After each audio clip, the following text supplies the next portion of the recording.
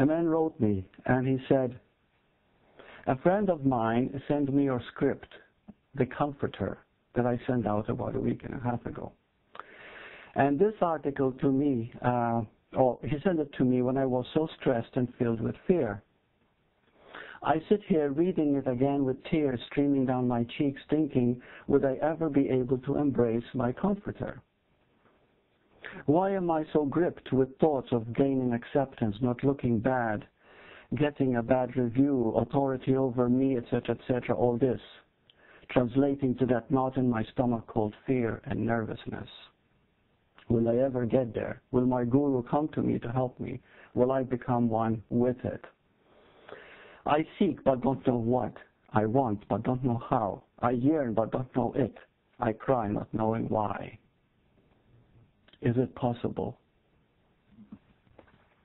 Of course, it's a cry for help, which is very, very common.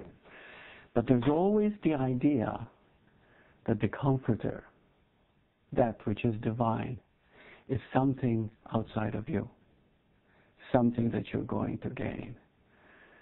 And that is one of the blocks that keeps repeating over and over again. And one thing we awaken is that you is the now itself, is the divine itself. It is this moment.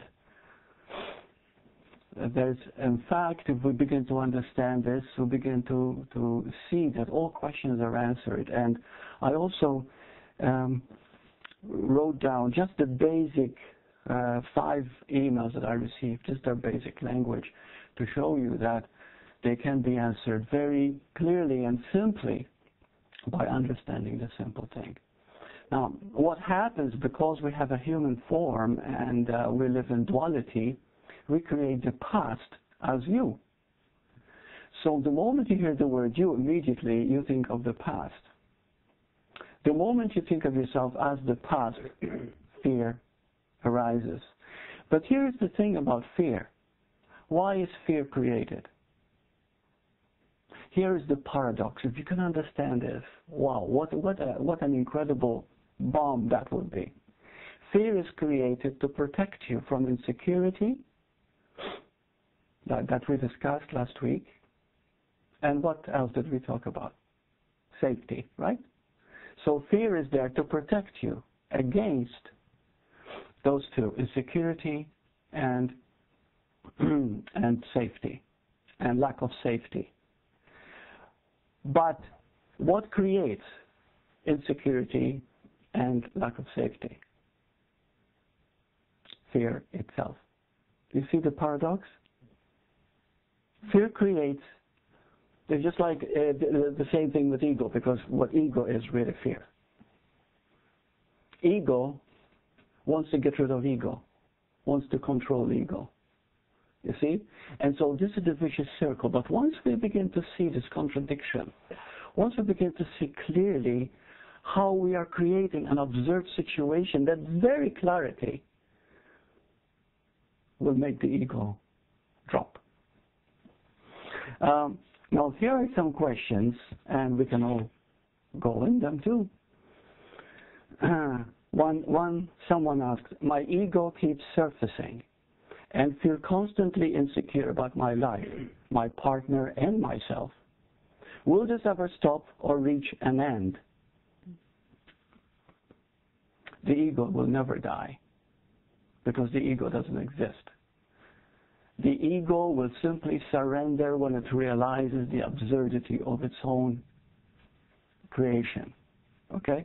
The moment we begin to see the very absurdity and contradiction of it, that very seeing, and this is what we have to do. It takes courage to see that, because we like to indulge in the ego, because it's a protection.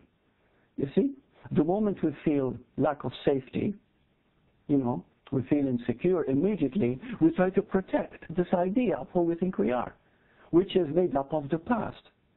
Your upbringing, your ideas, your training, who you think you are, your image, your identity. But who you are is this moment. In fact, if we are to ask ourselves, can I be other than this moment? The only time you live and breathe, take a breath And it's always this moment. Always. Where your heart beating, it's always this moment. You can say it beat it an hour ago, but the point is, no, it's now. It's always now. Everything is happening now. You're being aware only now. You cannot be aware yesterday or tomorrow. Now is the reality. Now is the eternal nature of is, the I am. You see? But we create two. And it is this two that creates all this pain, all these questions. They all come because you think you are two. You're not just now, but how am I going to achieve now? How am I going to attain now? Which is absurd, isn't it? Can you ever be there now? But this is what we're saying. Like, people, I want to awaken. Well, wake up and smell the coffee type of thing. Because it's now. See, but we think, oh, I want to wake up soon, next week. Maybe I'll wake up whenever I read something powerful, when grace comes. You see, that's another thing. Yes, it's true, it's grace that awakens you. But what is grace? Now. You're in grace the moment you are totally empty. You see? You're totally now. So to repeat this question to this guy, when, my ego keeps surfacing, when will it die? When will it go away? Never. It can never go away. It can never die.